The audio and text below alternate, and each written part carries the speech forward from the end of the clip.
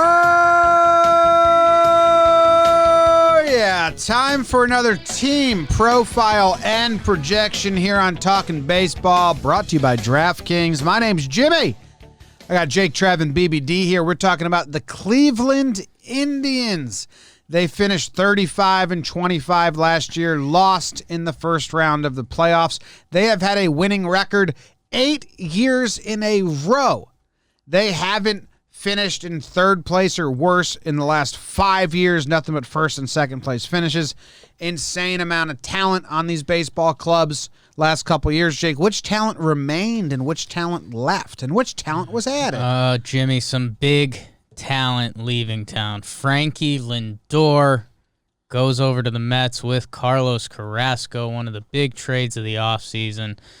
Brad Hand, who's been closing games for them, he went to the Nationals. Carlos Santana, first base, not guitar, goes over to the Royals in division. Adam Simber throwing gross stuff out of their pen. He's gone. Tyler Naquin as well. Who they added, speaking of in division, how about everyday Eddie Rosario? He'll do what he does for the Indians this year. Who came over in that Lindor trade? Jimenez and Rosario, a couple guys who might see an action at shortstop. Rosario, I think they want to make him a little versatile, agile, hostile. And Trevor Plouffe, what does that Indians lineup look like now without Francisco Lindor at the top of it? It doesn't look as good. Yeah, I'll tell you that much. sure don't. But I think, look, like any of these lineups, there's a lot of certain positions that are going to be there. We know the guys are going to be there. Talking about like a guy like Jose Ramirez. There's going to be other positions. There's going to be some battles. So catcher, we're going to see Roberto Perez behind the plate. We all know that. First base, this is one of those positions, but we're not really sure. Josh Naylor coming over from the Padres had that miracle wild card series against the Yankees, but they also have Jake Bauers coming over from the Rays. Like both those guys, so a couple good options there. Second base, Cesar Hernandez coming over from the Phillies. Him and Lindor were so fun to watch last year. I'm excited to see what him and Rosario and Ramirez do this year. Shortstop, like I said, coming over from the Mets in the Lindor trade, Ahmed Rosario. Obviously huge shoes to fill, but he's a good player in his own right. And then third base, perennial MVP kind of guy, Jose Ramirez. He really flourished into an outstanding player, man. And I love watching him. And then in left field, maybe one of my favorite players in the big leagues right now, Eddie Rosario, coming over from the Twins. Guy's just a killer. He's gonna give you everything he's got. I love watching him play the game. Center field, Oscar Mercado, our guy, friend of the show. Right field, Daniel Johnson. I'm sure these are a couple positions they're not extremely set on. But I think the DH they might be. Franmil Reyes gonna be banging the ball for those Indians. Or they're not the Indians. What are they gonna be called this year? Mm-hmm. I think this is last year as Indians, yeah. Last year's the Indians? I'm not calling them the Indians. The Cleveland ball team. Jim, who's their starting rotation? Well, you might remember their starting rotation from 2018, which was Corey Kluber, Mike Clevenger, Cookie Carrasco, Trevor Bauer, and Shane Bieber in the 5-hole. The top 4 guys have all left. Bieber goes from the 5th to the 1st. He's Cy Young winner. He's really good. Savali is going to be in the rotation with him. Plesac is going to be in the rotation with him. Tristan McKenzie, Sequence's own, is going to be in the rotation with him. Cal Quantrill, Jake and I have had a lot of fun discussions about him. He'll be there. Logan Allen, maybe Scott Moss. Relievers, they got Karinchak, Wild Thing. They got Nick Whitgren. Clase, Emmanuel. Have anyone decided how we say that kid's name? I think he got it. Oliver Perez, Old Man River. He'll be in the bullpen. The arms are still kind of there. It's just now they're going back to younger talent instead of developed talent, besides Bieber. Like, he's a stud and will be a stud. Plesac had a really good year. We'll see if he... On the field, yeah. Plesac's very interesting analytically. He doesn't really throw hard, and he doesn't have good spin rate on any of his pitches, but he's got great results. His slider's pretty nasty, but it's kind of interesting. He doesn't top out like any of the analytics button. Whereas Savali, you think of him as a slow thrower, but his spin rate on his curve and his fastball even is like plus.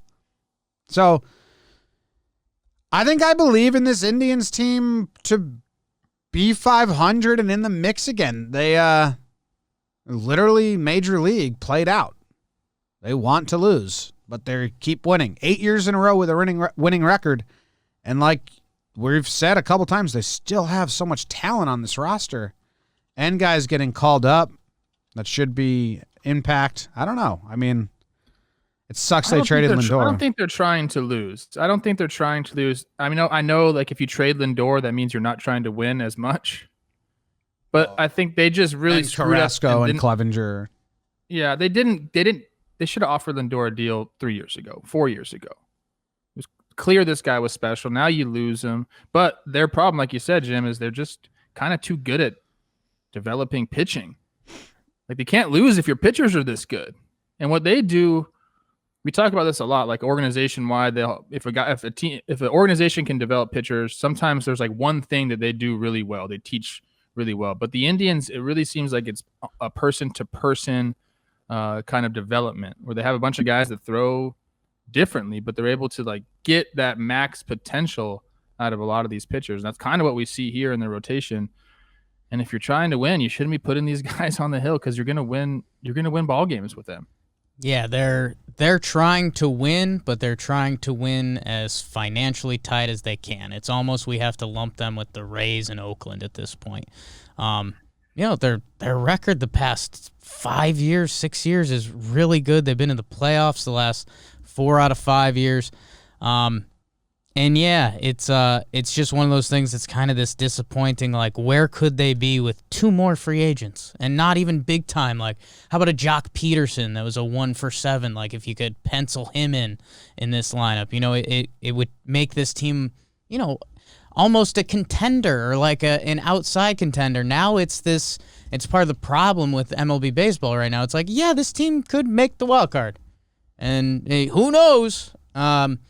So I don't know. The pitching staff is so young. You wonder if there's any, Major League Baseball has a way of bouncing back against guys. You wonder if it continues for Plesac, Savali, McKenzie. These guys still have a lot to prove on the Major League level.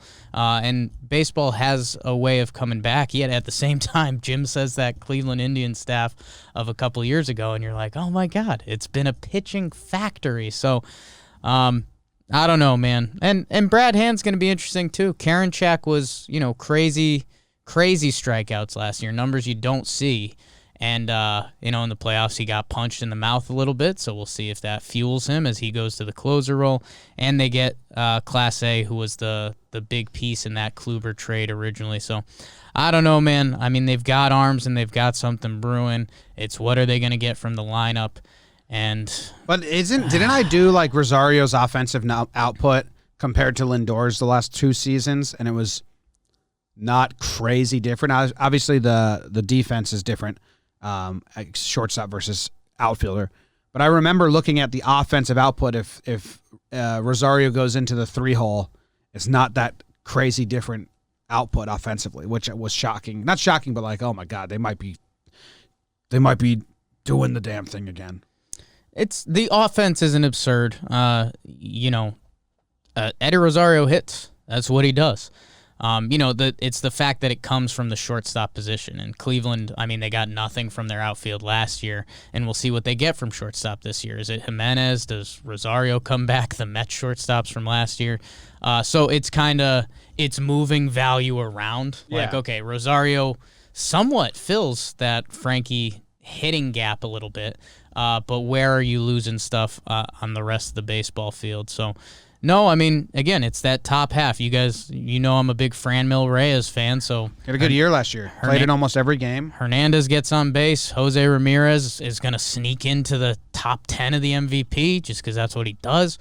Rosario's going to hit, and I love Franmil. And then it's coin flipping season at the bottom. Does Josh Naylor fuel off that playoff performance, or is he...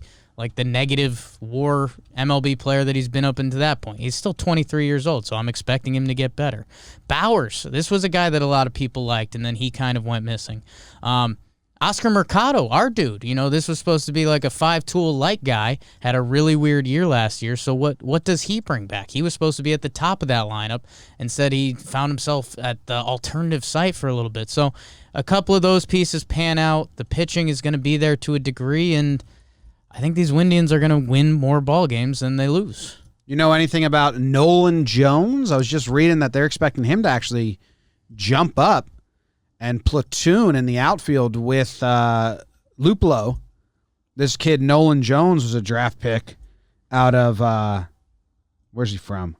No one cares anyway. Holy Ghost Prep High School. Holy Ghost. That's a funny name. Holy Ghost High School is funny. He's got a really good eye and really good power, and he's not going to break camp in April because of service time manipulation. And he is really young, and he hasn't played a lot. But I was reading up on him, and they're excited. If he can come up and even platoon and give on-base percentage and some power, outfield bat, I think we're going to be kicking ourselves because this team never goes for the jugular, but still finds their way to have a winning record or be in contention. That's my question is, where is the arrow pointing for the Indians organization? This. Slightly up? Is it This. down? This. What are we trying to do? This is exactly what they're trying to do and will continue to do. Till there's a salary Seems like their floor. farm system is stacked. They still have the young, controllable pitchers at the big league level. Guys on the way. Yeah. So it's a weird. If I'm a Cleveland Indian fan, I'm kind of confused with what's going on.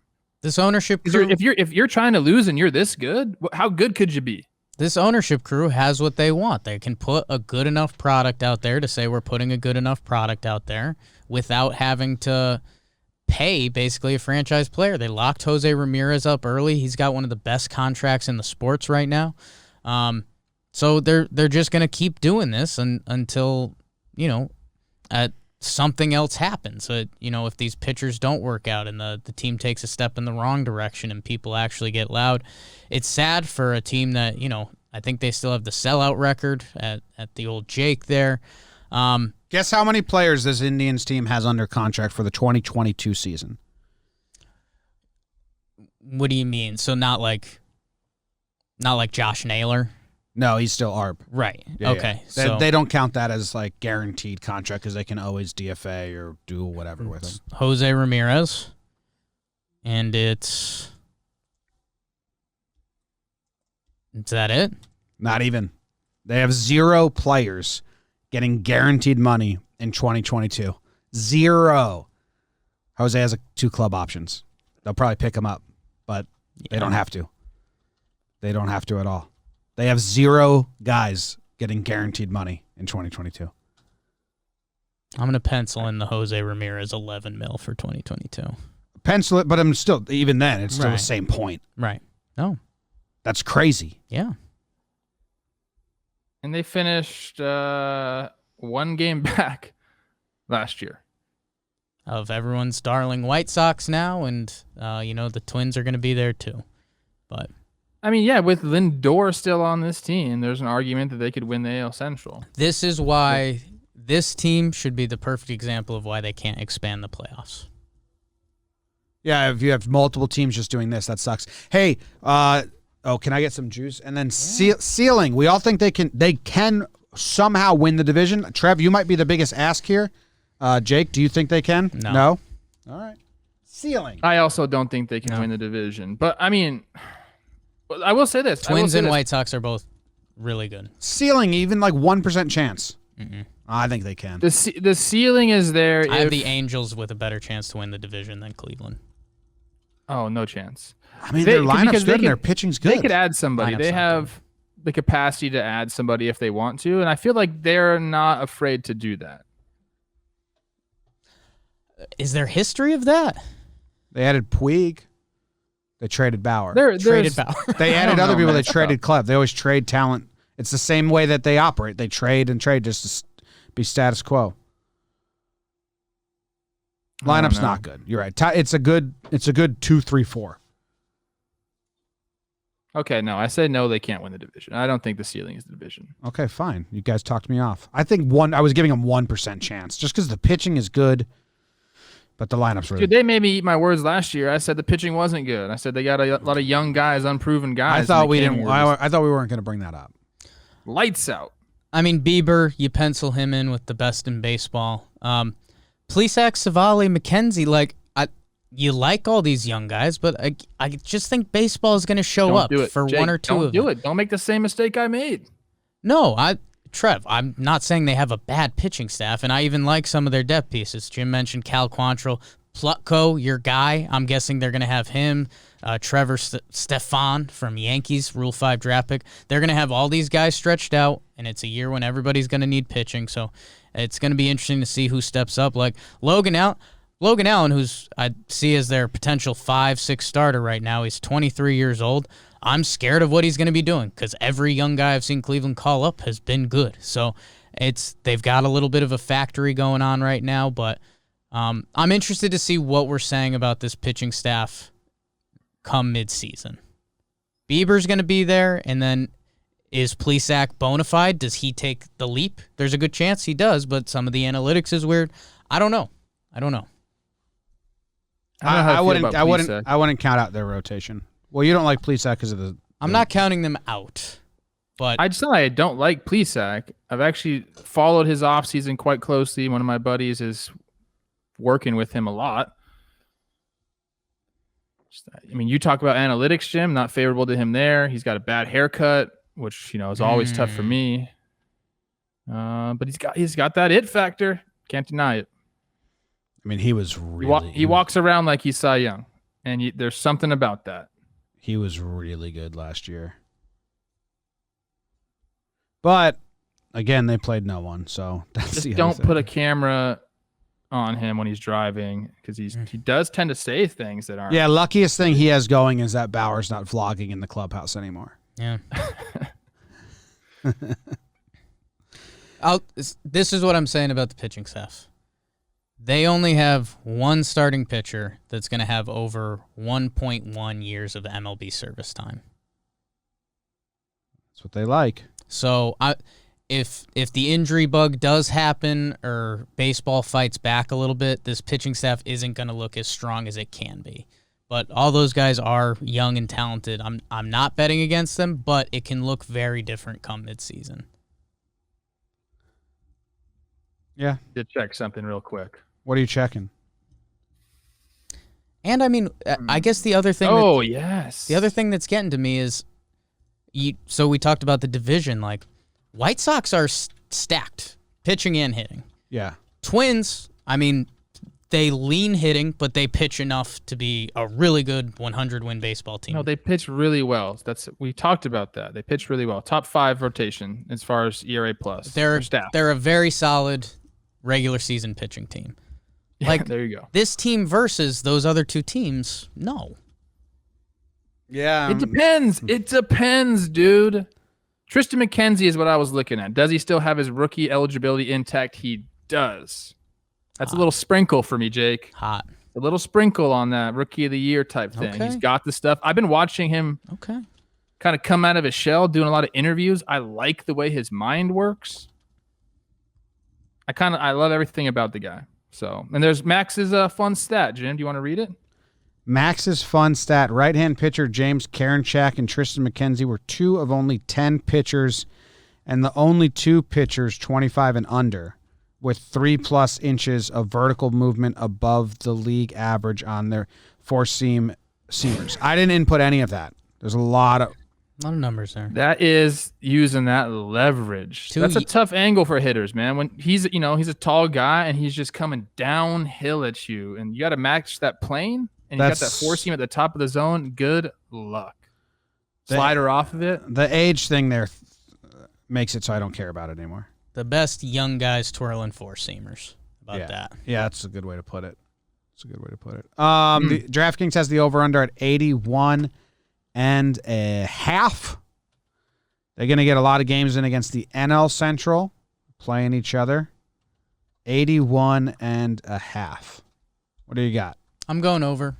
I don't think it's a big over. I think this is an 83, 85 win team, and I think that's kind of what they want.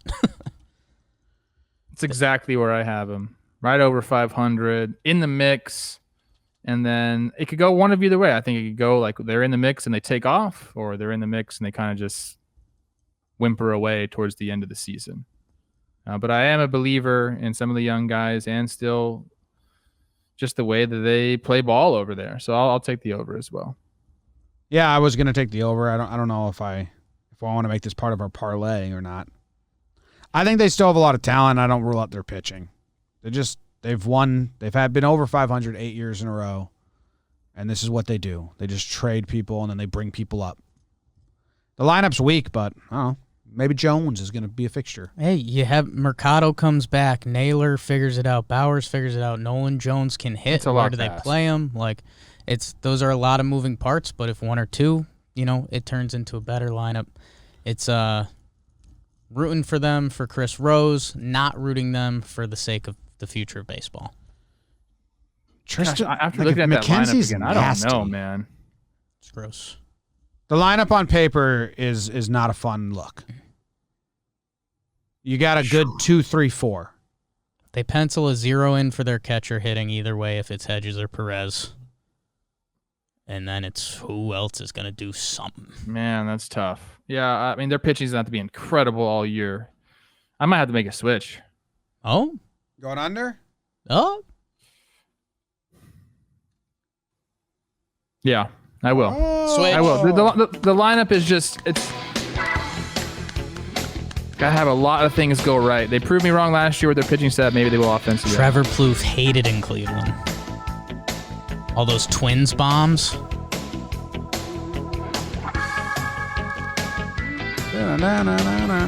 I believe in the pitching this year.